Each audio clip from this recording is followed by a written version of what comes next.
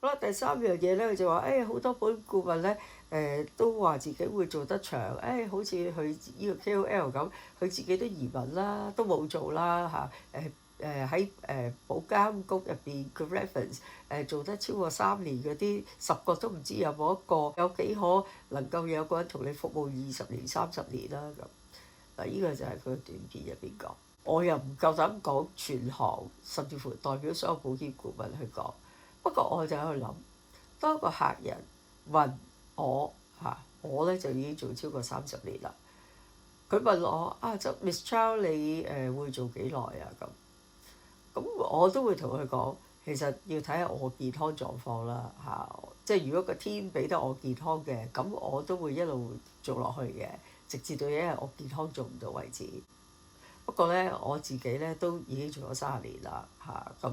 都睇到好多客戶一路成長，一路生小朋友，咁我都希望陪住客人一路退休，繼續生活啦。我都承諾唔到個客我唔死噶嘛，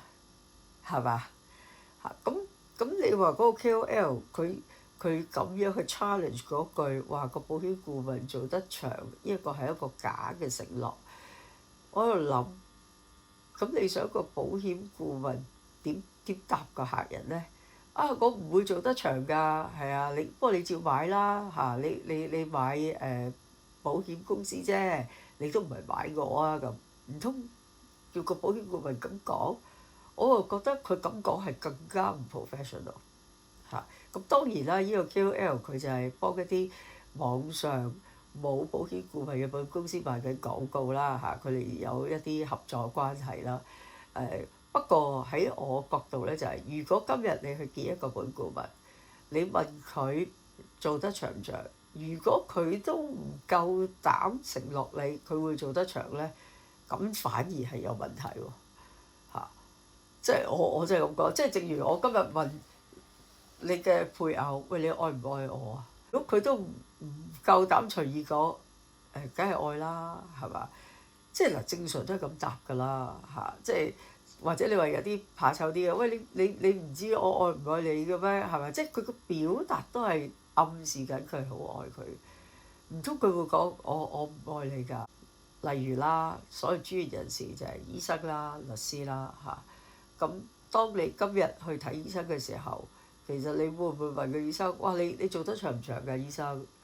嚇，或者問個律師：喂，你做幾長㗎？嚇？咁你話唔係喎，醫生我睇一次嘅啫，律師我都係每次咁樣單次去揾佢嘅啫。保險我要供30年嘅喎，或者供一世嘅喎即係可能你會咁 challenge 我啦嚇。但係喺我角度咧就係冇人知道將來會係點。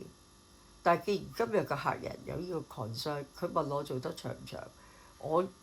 表達我嘅誠意，我一定係講。我希望可以長期服務你，但係我保證唔到自己死唔死咯即係呢個或者我保證唔到自己嘅健康係咪真係行得走得去到幾多歲？呢個我真係保證唔到咁我相信好多保險顧問佢哋都會係好 smart 咁樣去答個客嘅即係但係又唔會咁傻，就係話我唔會服務你長，即係你都冇可能 expect 一個 professional 會咁答啦，後生啦佢哋入行。客人一定會問嘅，因為驚佢哋後生突然間又轉第二份工。不過我想講俾大家知咧，就算今日我都唔後生啦，我做咗30年，我遇到新嘅客戶，前2日遇到一個新客戶，佢都會問我Miss Chow 你做幾耐㗎？咁我都係答佢，其實我真係保證唔到我唔死嘅喎，係咪？但係如果你話個天俾到健康嘅身體我咧，我都會繼續一路做落去嘅咁而我自己過去亦都服務咗客人30年啦咁我都希望繼續服務我嘅客人啦咁我都係咁答嘅啫你要我 commit 同你講我做得長，我覺得冇意義咯，唔係我哋平時保險顧問講嘅答案而係我覺得我哋咁答都好似唔係好夠理性咯，係啦即係我哋都會死噶嘛OK，保險公司佢都有個基本嘅機制啦就算我死咗，咁啲單都一定有保險顧問跟進嘅，客戶係唔需要擔心嘅OK，都要因為我會唔會死，或者我會唔會有一日離開，而跟住你就走去揾一間冇保險顧問嘅保險公司去買保險咯，係咪即係有起事你問邊個？問 CS 即係同一個三唔識七嘅人，跟住問你嗰份保單點樣跟即係佢都同你冇乜感情嘅關係，你賠唔賠到對於個 CS 嚟講真係唔重要嘅喎但係就係因為你今日信任我，所以買份保單，我對你都係有責任嘅。有起事我一定係同客人坐埋一條船，點樣去同佢去申請賠償啊？或者你話近期醫療保險加價，我哋自己都係客，我哋都要交醫療保費，我哋都會係同客企埋同一個立場去同公司表達我唔會贊成公司去加價嘅。即係我哋永遠都唔會同客人對立，因為我哋都係客嚟噶嘛即係希望咧，所有投保人你會明白就係你同保險顧問係坐埋同一條船我哋大家都係保險客戶嚟嘅咁而我哋咧就多個途徑，我哋可以表達俾公司知，而公司咧就亦都去計數去睇下究竟點樣可以令到公司能夠保持穩定，繼續有盈利之餘，又可以運作到其他嘅賠償俾客戶。咁呢個就係保險公司嘅責任啦。OK，咁當然啦，喺市場上，我成日都講，如果香港嘅醫院係全線加價，咁即係話咧，全線香港嘅醫療保險都會遇到嘅問題就係賠償比率增加。OK。咁如果呢個問題唔係淨係一間公司嘅問題，係全行嘅問題，咁即係話，就算你今日同一間冇保險顧問 agent 嘅網上保險公司買醫療保險，佢都會遇到賠償高嘅問題。再想反問一下，如果一間保險公司佢一路都冇特別去 sell 一啲儲蓄嘅計劃，資金唔多，咁究竟佢點去平衡呢一個賠償比率呢？如果呢一個係大圍嘅事情，但係相反，四大保險公司咧喺香港都有好多嘅投資啦，本身亦都資金係非常之充裕啦，亦都透明度好高啦，因為好多都係上市公司啦，可以有唔同嘅平台去做生意啦。講緊係可以做儲蓄 plan 啦，可以做投資 plan 啦，可以做團體醫療啦，可以做強積金啦，可以意外保險，好多類型，種類型嘅都可以做到。當佢收到咁多唔同嘅資金翻嚟嘅時候咧，跟住財務部就去投資啦，投資令公司賺錢，賺錢之後就再將部分嘅分紅派落去非保證紅利啦，係啦，咁繼續公司賺錢又繼續運作啦。嗱，咁我覺得就算醫療保單可能嗰 part 係蝕錢都好，但係保險公司仍然有足夠資金去運作只不過咧就係點樣去調控又控制到個保費，但係嗰啲 plan 又唔會話即係輸錢輸得咁犀利，而儲蓄保單又繼續派到錢俾客人。OK， 間公司亦繼續係穩健。如果一間保險公司佢冇咁多個平台，甚至冇咁多個產品，純粹只係賣消費式嘅保單，即係冇儲蓄成分、冇儲蓄回報即係入嘅保費唔多，資金唔多，咁究竟嗰間保險公司佢哋係靠本身佢哋自己做嗰個本金，定係點樣去運作間保險公司，令到保險公司嘅盈利保持呢？嗱，咁呢一個係一個大家值得去思考嘅。公司醫療保險加價呢，唔係一兩間保險公司嘅問題嚟嘅，係全行保險界嘅問題。因為醫院加價就會影響全行，影響全行，咁即係話，就算冇保險顧問嘅網上保險公司，佢都係遇到呢個問題。OK， 如果佢哋一路標榜佢哋保費平，咁冇咗保險顧問佣金佢哋去運作，係咪都可以足夠？以而家嗰個賠償比率咁高嘅時候，佢哋仍然營運健康呢？定係好似即係有一啲細嘅保險公司佢哋係不停賣盤呢？係點運作呢？咁我覺得即係呢一個反而係我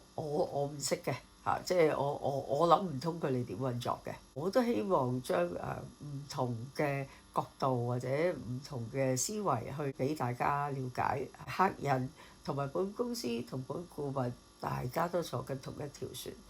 唔同嘅持份者大家都有得益咧，呢一個遊戲先至可以繼續去行落去嘅。OK，而家牽涉埋咧就係醫院嘅收費，香港嘅醫療費，呢個都係其中一個持份者。OK，咁當然嗰個就需要政府啦，甚至乎醫療界啦，大家去調控啦。呢一個嘅計算，佢要行到呢一個系統咧，唔係單一邊一個加價，邊一個減價，或者唔係多人買少人買，亦都唔係一間公司可以影響到個市場，唔係嘅嚇。咁我希望大家體諒啦嚇，因為過去即係呢幾個月我都有見一啲客人係因為醫療保險加價而跟住公司要俾唔同嘅方案去嚇，可能係揀唔同嘅墊底費，甚至乎係揀大房嘅高端醫療嚇，或者二人病房高端醫療，而令到個保費可以調控，咁有唔同嘅選擇俾客戶。咁就算我哋去同客演繹咧，客戶都當然一定係唔開心啦嚇，即係覺得哇點解而家啲保費加咗咁多啊嚇，咁我都要叫做肺腑之言又好，不停去解釋係醫院啊個情況啊，而家我哋賠嘅新嘅醫療技術啊嚇，其實感受都唔好嘅嚇，因為每個客人咧講好多説話咧，因為佢哋唔明白嚇，